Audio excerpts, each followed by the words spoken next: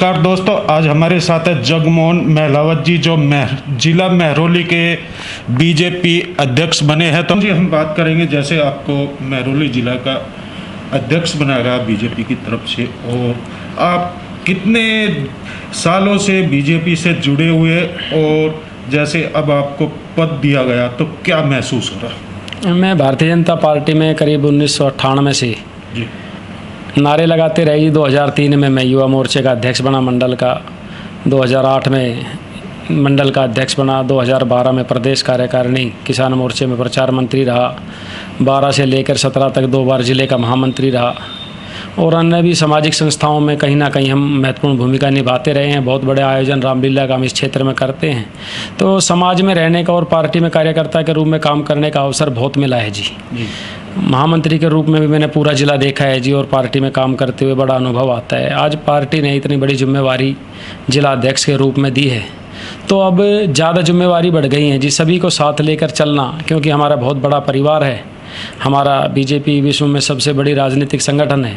सबको साथ लेकर, सबसे समन्वय बैठाकर आगे बढ़ने का कार्य चुनौतीपूर्ण हो सकता है, पर कार्यकर्ताओं को सम्मान चाहिए। वो सम्मान हम निश्चित रूप से सभी कार्यकर्ताओं को साथ लेकर चलने की कोशिश करेंगे। और पार्टी ने जो इस भरोसे के साथ युवा चेहरे पर हमारे पर विश्वास दिखाया है, निश्चित रूप से पार्टी को इस क्षेत्र में, इस जिले में और ज़्यादा गति देने का कार्य हम लोग करेंगे जी। अच्छा सर, जैसे आप युवा चेहरा तो हुई और काफ़ी सालों से आप जुड़े हुए, अलग अलग पदों पे आपने कार्य किया, पार्टी की सेवा की। जैसे आप दिल्ली में एमसीडी के चुनाव आ रहे और इस टाइम पदों की घोषणा की गई, आपको भी एक जिम्मेदारी दी गई और पहले से काफ़ी बड़ा क्षेत्र आपको दिया गया, तो ये एक एमसीडी के चुनाव को लेके ये किया गया? पार्टी का निरंतर दायित्व परिवर्तन होते हैं जी। पार्टी का कार्यकाल 3 साल का है, उसके बाद दायित्व परिवर्तन होते ही हैं जी। एक शब्द आता है, बार बार उसको हटा दिया गया, उसको बना दिया गया। हमारी पार्टी में कोई हटता नहीं है जी। दायित्व परिवर्तन का हमारा सिस्टम है, 3 साल में दायित्व परिवर्तन होते हैं। उस अनुरूप में हमें भी दायित्व दिया है। ये बिल्कुल आपने बात ठीक कहा है कि जिम्मेवारी है कि एमसीडी में अब 1.5 साल चुनाव में बचा हुआ है। हम अपने जो हमारी पूरे निगम पार्षदों के साथ बैठकर एक बैठक हो चुकी है, और अभी 17 तारीख को देश के यशस्वी प्रधानमंत्री मोदी जी का जन्मदिन है। सेवा सप्ताह के रूप में सभी कार्यकर्ताओं ने कसम खाई है कि पूरे क्षेत्र में निगम पार्षद और एमसीडी के कर्मचारियों के साथ मिलकर सभी कार्यकर्ता बड़ी ज़बरदस्त तरीके से साफ़ सफाई और इस व्यवस्था को देखने वाले हैं जी। और साफ़ सफाई का ही काम एमसीडी का है। आपको ध्यान में है, दिल्ली सरकार तो एमसीडी को ये चाहती है कि उसको एक भी पैसा ना मिले और वो काम क्षेत्र में ना कर पाए। राजनीतिक क्षेत्र है तो दिल्ली सरकार बार बार एमसीडी पे कोई ना कोई आरोप लगाती है। जब हम एमसीडी के अधिकारियों से बात करते तो वो कहते हैं, भाई साहब दिल्ली सरकार पैसा ही नहीं दे रहा, हम काम कैसे करें, हमें बड़ी परेशानी हो रही है जी। साफ़ सफाई वालों की तनख्वाह नहीं मिल रही है, उनसे आए दिन हाथ जोड़ के काम करवाना पड़ रहा है, बातचीत करनी पड़ रही है। दिल्ली सरकार पैसा नहीं दे रही है और एमसीडी को विफल करने में अपना काम आगे बढ़ाने की कोशिश कर रही है जी। आप देखते होंगे आए दिन वो समाचार पत्रों में एमसीडी के बारे में कुछ ना कुछ कर रहे हैं जी। दिल्ली का मुख्यमंत्री ऐसा मुख्यमंत्री है जो देश का मुख्यमंत्री है, खुद ये कहता होगा कि मेरी दिल्ली सबसे गंदी है। ये उनकी भी जिम्मेवारी बनती है, एमसीडी उनके भी आदेश आती है। जैसे गंदी दिल्ली की बात की, अभी जो उनके कार्यकर्ता थे और जो विधायक थे, उनके द्वारा पूरी दिल्ली के फ्लाईओवर पे जो एक बैनर लगाया गया कि दिल्ली की एमसीडी ने दिल्ली को गंदी किया, जैसे अभी आप भी कह रहे थे, तो कितनी सच्चाई उसमें आपको नजर आ रही है? क्योंकि दिल्ली का भी काफ़ी पीछे आपके नाम आया साफ सफाई के लिए।